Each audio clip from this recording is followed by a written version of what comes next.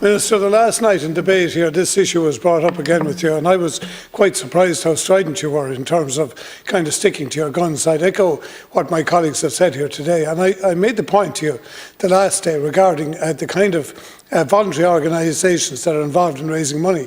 And I specifically pointed out to you that Waterford GAA last year raffled a house in Dungarvan, and from the proceeds of that raffle, which was nearly €600,000, all of that money has been returned into the GAA, into youth development, player development, young people development.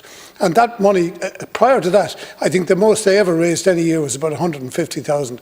And I made the point to you in that exchange that people who are, say, buying a ticket for €100, they are not problem gamblers. They know exactly what they're doing. They're making a contribution to whatever the fund is because of altruistic emotion on their part. They're supporting GAA, they're supporting their hospice, they're supporting whatever local group or youth thing is. And I asked you at that time to look at this amendment seriously, and I think you're hearing now across the House, Minister, the very significant resistance to this, not because people are not worried about problem gambling, not because people are not aware of the issues that are in households, but because you've overstepped the mark, as I said to you the last day, in terms of what you're proposing here. This is a ludicrous amendment that needs to be taken away from the legislation.